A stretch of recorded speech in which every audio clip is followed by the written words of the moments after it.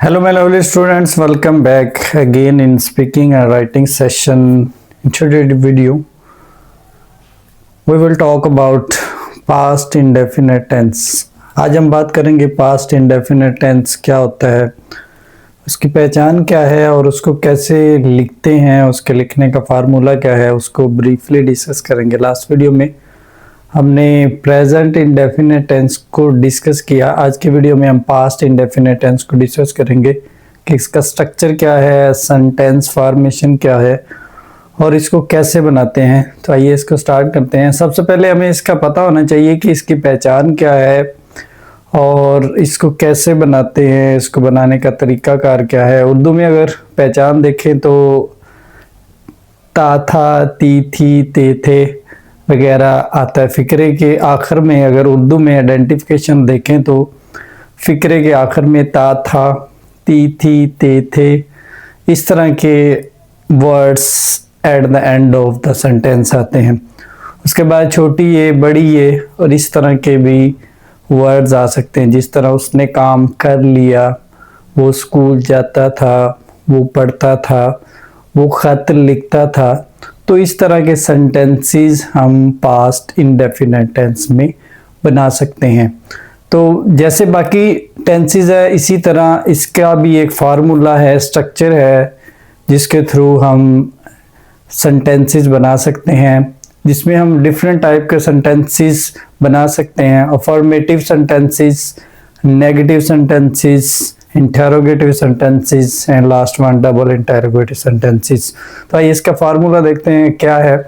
For example कोई भी फिक्रा है, जिस तरह वो स्कूल जाता है, तो it's a present indefinite tense. अगर हम पास्ट की बात करें तो गुजरे हुए वक्त की हम बात कर रहे हैं। जिस तरह वो स्कूल जाता था, वो खत लिखता था। मीन्स डिफरेंस ये है प्रेजेंट और पास्ट में। प्रेजेंट में हम मौजूदा हालत की बात करेंगे और पास्ट में गुजरे हुए वक्त की बात करेंगे, लेकिन दोनों की पहचान और आइडेंटिफिकेशन सेम है। उसमें ता है, ती है, ते है वगैरह आता है और पास्ट इंडेफिनिट में ता, था, ती, थी, ते, थे वगैरह आता है। डिफरेंस इसमें टाइम का है, वो प्रेजेंट टाइम है, ये पास्ट टाइम है, मतलब गुजरा हुआ और मौजूदा। सबसे पहले इसका फार्मूला देखते हैं कि इसको कैसे बनाते हैं। सबसे पहले सब्जेक्ट आएगा, सब्जेक्ट मींस काम करने वाला। उसके बाद इसमें second form of the verb use करेंगे।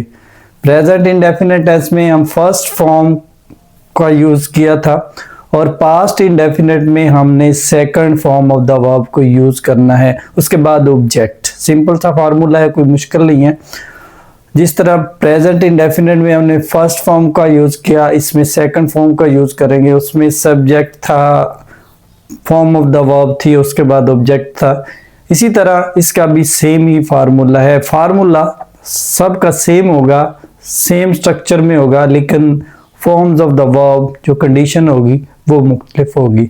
तो आइए इसकी एग्जांपल्स देखते हैं। अगर सिंपल फार्मूला बनाना है तो कैसे बनाएंगे, सिंपल सेंटेंसेस कैसे बनाएंगे। सब्जेक्ट आएगा, उसके बाद second form of the verb है, उसके बाद जो थर्ड चीज है ऑब्जेक्ट आएगा, ऑब्जेक्टिव।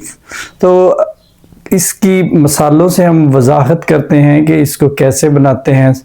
पहले अफर्मेटिव और पॉजिटिव सेंटेंसेस को देखते हैं वो कैसे बनाते हैं। Like he went to school, he went to school. इसका जो फार्मूला था subject, second form of the verb, उसके बाद ऑब्जेक्ट।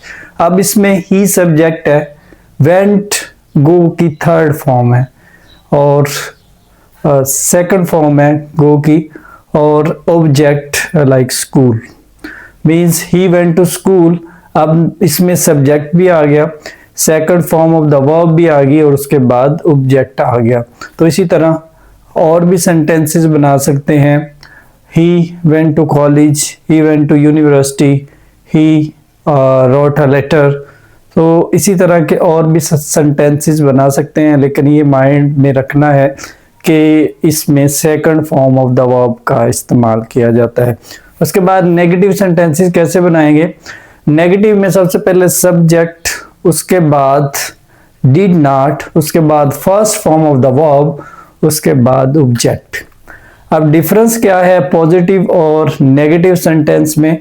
पॉजिटिव में हम second form of the verb use करते हैं, लेकिन नेगेटिव में डिड नॉट के साथ first form of the verb का इस्तेमाल करेंगे। ये डिफरेंस है, बाकी उसका फार्मूला सेम है, just subject plus did not plus first form of the verb और at the end object. Like he did not go to school, he did not go to school, वो school नहीं गया।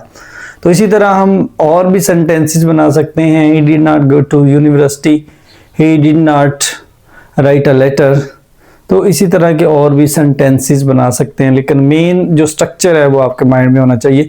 उसके बाद next one है interrogative sentences. Interrogative sentences कैसे बनाते हैं?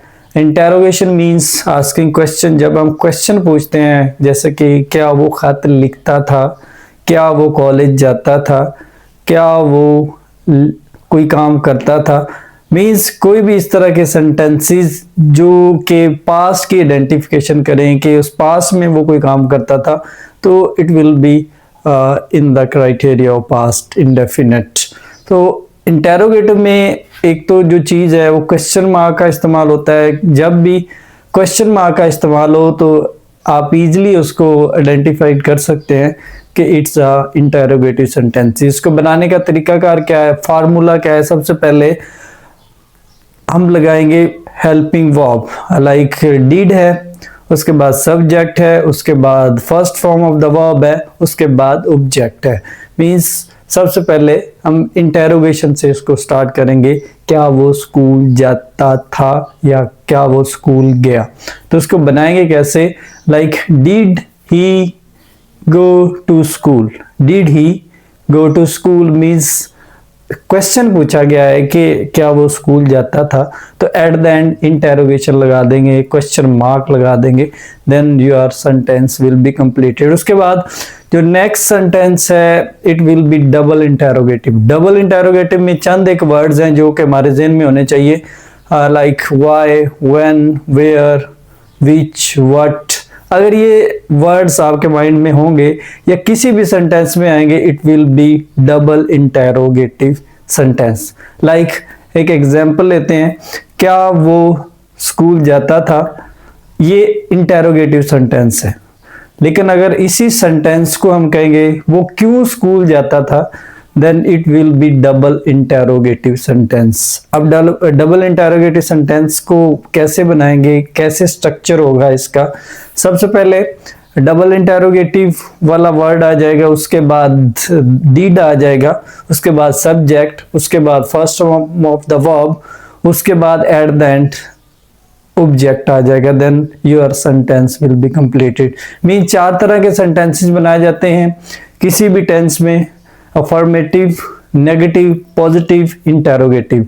ये 4 तरह के 4 टाइप्स के हम सेंटेंसेस बनाते हैं और 4 टाइप के सेंटेंसेस टेंसेस में बनाए जाएंगे जो आपके लिए इजी होगा। मींस कोई भी टेंस है तो उसको कंप्लीट करने के लिए सबसे पहले हमारे माइंड में फार्मूला होना चाहिए, उसके बाद फॉर्मेटिव क्या है, नेगेटिव क्या है, इंटेरोगेटिव क्या है, डबल इंटेरोगेटिव क्या है। उसके बाद लास्ट पे हम एग्जांपल देखते हैं डबल इंटेरोगेटिव की, जैसे वो क्यों स्कूल जाता था, why did he go to school, why did he go to school means वो स्कूल क्यों जाता था, why did he go to college, why did he go to university means ये डबल इंटेरोगेटिव सेंटेंस है। इसके अलावा और भी कोई डबल आ सकता है जिसमें कैसे, क्यों, कहाँ, तो ये भी डबल इंटेरोगेटिव सेंटेंसेस की आइडेंटिफिकेशन है। तो ये था हमारा पास्ट इंडेफिनिट टेंस जिसमें हमने सीखा कि इसको बनाते कैसे हैं, इसकी पहचान क्या है, इसके पॉजिटिव सेंटेंसेस कैसे बनाते हैं, इंटेरोगेटिव कैसे बनाते हैं, नेगेटिव कैसे बनाते हैं, डबल इंटेरोगेटिव कैसे बनाते हैं। स्ट्रक्चर सबका सेम ही होगा लेकिन form of the verbs change होगी, उसमें कौन सा हेल्पिंग वर्ब यूज किया जाएगा, तो ये तमाम चीजें चेंज होगी। अदरवाइज जो मेथडोलॉजी है, फार्मूला है, वो तमाम टेंसेस में सेम होगा। तो नेक्स्ट लेक्चर में हम फ्यूचर इंडेफिनिट टेंस को डिस्कस करेंगे कि what is future indefinite tense और उसका स्ट्रक्चर क्या है, कौन सी form of the verb use होती है, उसकी पहचान क्या है, उसको कैसे लिखते हैं, उसको कैसे बेटर बना सकते हैं और कौन सा फार्मूला हम यूज करके उस टेंस को लिख सकते हैं, बोल सकते हैं और राइटिंग स्किल को इम्प्रूव कर सकते हैं। तो नेक्स्ट वीडियो में हम फ्यूचर इंडेफिनिट टेंस को डिस्कस करेंगे। इससे पहले हमने पास्ट इंडेफिनिट को डिस्कस किया। इसी तरह हम 12 टेंसेस की सीरीज को कंप्लीट करेंगे और टेंसेस को आसान बनाने का तरीका सीखेंगे।